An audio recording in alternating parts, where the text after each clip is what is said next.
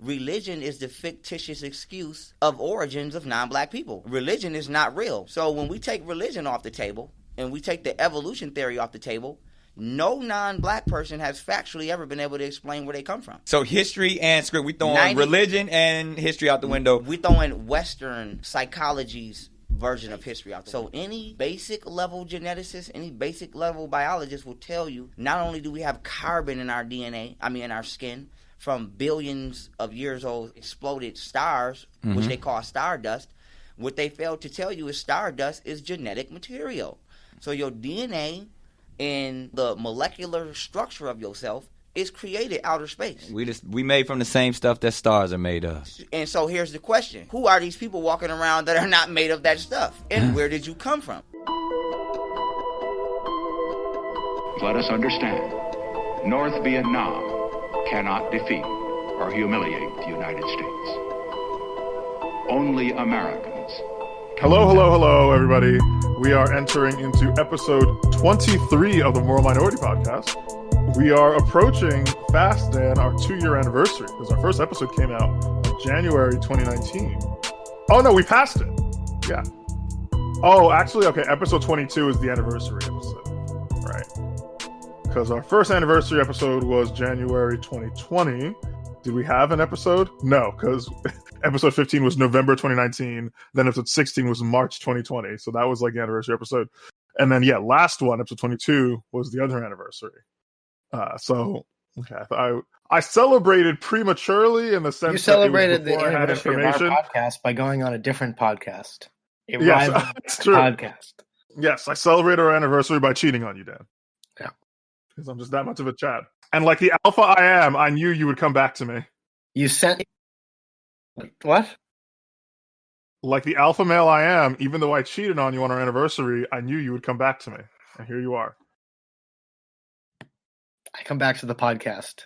I haven't given up on this podcast yet. That's right. And then perhaps one day, Dan. But no, I couldn't. I did not watch your appearance on the altar. Well, yeah, you don't gotta watch me cheat on you. I tried, and it was like watching my wife get gang raped. I couldn't do it. Yeah, and at some point, Dan, in the future, you'll leave me for another podcast. And then when you get pregnant by that podcast, I'll show up again and tell you to abort that podcast. I like how we're both trying really hard to angle this analogy where we're both the husband and the other one is the wife. Just 6 feet apart because they're not gay and so on. Yeah. The first thing we should talk about, Dan, is that we are, not only is this the 2-year anniversary of our podcast, but it's also the 1-year anniversary of 15 days to flatten the curve. Remember Flatten the Curve? God, those were the days. Those same people. You know, we shouldn't. They're still being smug. They're still being smug to this day. I saw Chris Hayes of MSNBC, as Rush Limbaugh used to call it, MSDNC, RIP, by the way. And we'll get to that. He was saying it was a post of a stat that he said blew his mind. And it was about how it was comparing the number of flu cases and deaths from 2019 to 2020. And it's funny. It's a classic example of like how people can see two different things, two movies on the same screen. All the people who don't believe in COVID look at that and say, the fact that we went from 100,000 people or whatever dying of the flu to 10,000 would, to me, indicate that all we've done is label those flu deaths something else. And that instead of dying of the flu, they've now died of COVID. And that explains that. To Chris Hayes, this was a slam dunk, perfect explanation of how masks and social distancing just work. Right. Work to stop the flu, but not to stop. Yeah. But somehow not to stop COVID, but also you have to do it to stop COVID. But then when COVID gets worse, it's because you're not doing it. But at the same time, when flu goes down, it's because you are doing it. Yeah, because we are both doing and not doing masks. We are both following and not following the rules, and we are both beating the virus and hopelessly, at the bottom of this turning.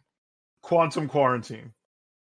Yes. Yeah, I think we should look back and miss the days of Flatten the Curve, because at least that meant liberals were keeping their story straight for almost a full month straight. Did you see? Are we going to talk about Newsom?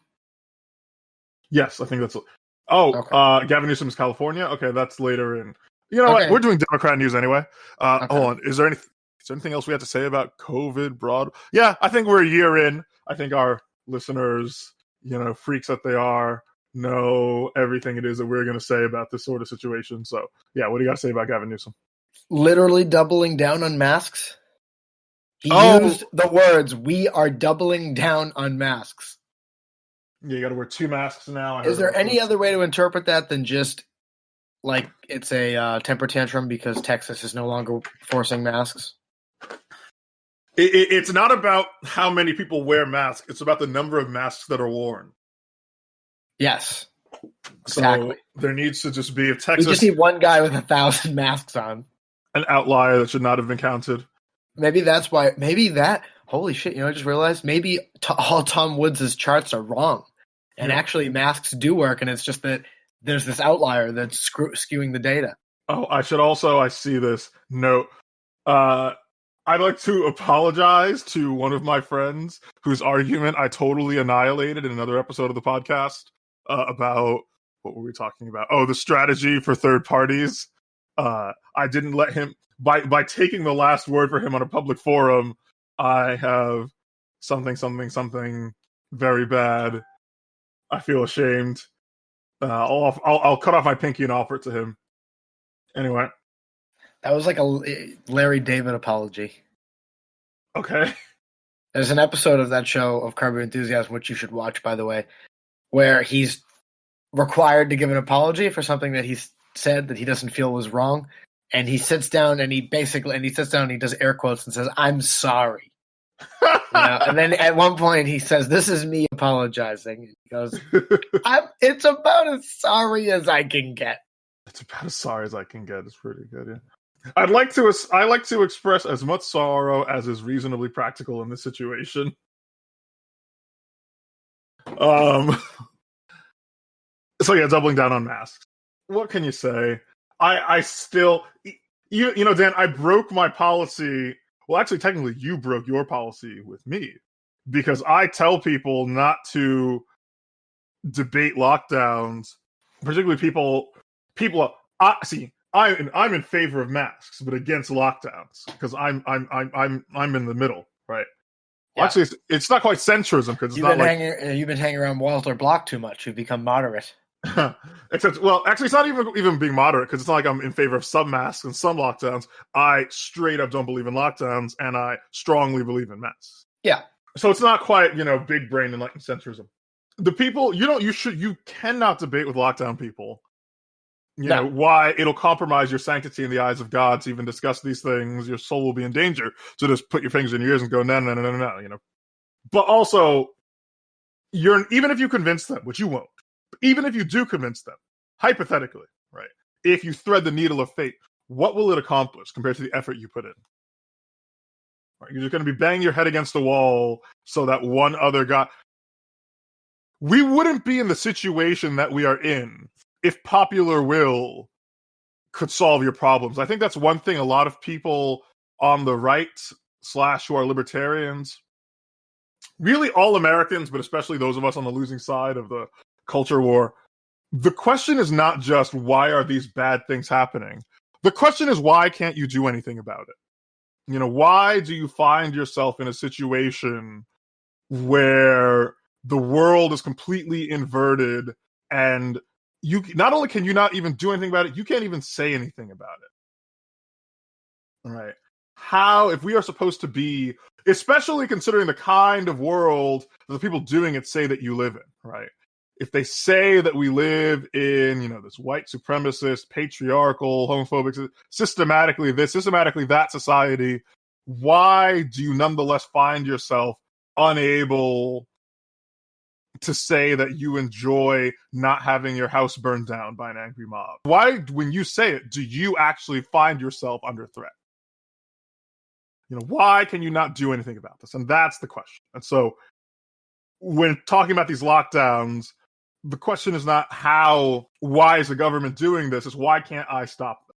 And then the answers lie in a variety of places, but I would say the main one is like anatomy of the state, right? The state is not the people. The state is not you. You are not the government.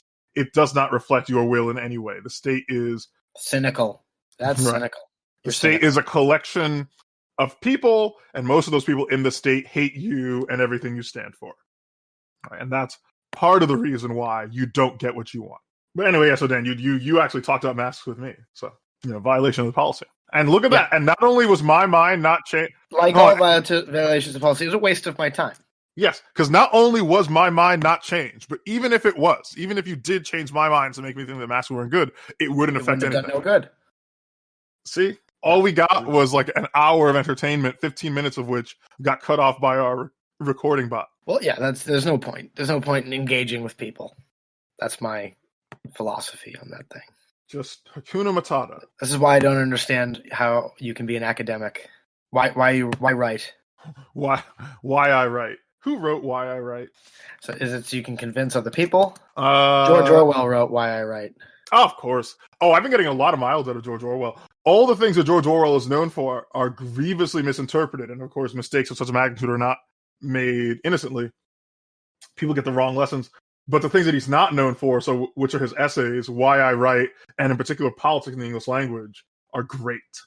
I read Politics in the English Language again like a few weeks ago. Oh, I think I reread it actually 2 months ago during the days after the unlicensed tour of the Capitol building, because people kept talking about the armed insurrection, where are the constabulary to crush this insurrection by the rebellion, right? They were all Tarkin posting, except not in a cool way. Yeah, this may or may not surprise anybody, but Grand Moff Tarkin is actually my favorite character in Star Wars. I have a tangent about that in a minute, but... Yeah, and so when people start using $10 words, that they're talking out of their ass. And people were doing it a lot in the aftermath of that unlicensed tour of the Capitol building. Like, it was nuts. And so for those of you who want to learn more about what's happening there, go look up Politics in the English Language by George Orwell, in which he basically describes the NPC meme before, 70 years before there is, the term non-player character for him to pull from. Give me a second and I will read it, and then we will get to your comments on the Capitol Siege. Oh no, my comments are on Grand Moff Tarkin. Oh, okay. What are your thoughts on Grand Moff Tarkin? I think this happened since the last time we recorded. I have now watched all of the Star Wars films. Not all of them, but all the ones in which George Lucas was involved. So the first 6 movies. Yeah, so I was trying to sort of revisit them and see, are these good? I got this weird YouTube hole where I was watching hours of interviews with George Lucas, and I was fascinated by him because I can't tell.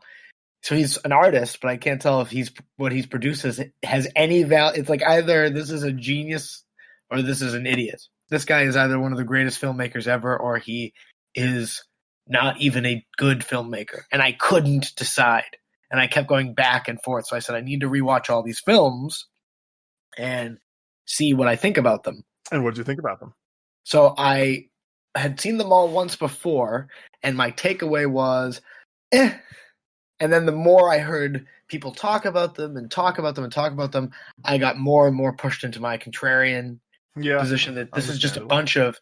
I liked the Rothbard opinion that this is just basically a bunch of escapist junk. I rewatched all the sequels and all the prequels, 1, 2, 3, 4, 5, 6. I watched them in that order.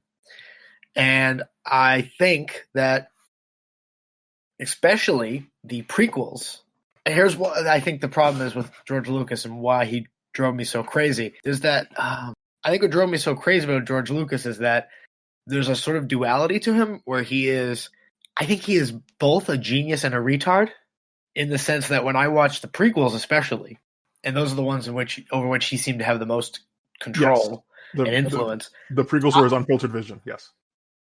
I see many things in there that I say, oh wow, this is so, he's like dancing on the edge of genius in some of those things, and then I see other things. You realize how thin the line is between a genius and a retard when you watch the prequels, because there's things in there where you just go, obviously all the famous things of when he does the 2011 whatever they were, the updates of them, where he just puts a rock in front of R2-D2 when he's in a cave, where now it doesn't make any sense. How could he have gotten in that cave? There's no space for him to get in or out. Just things like that where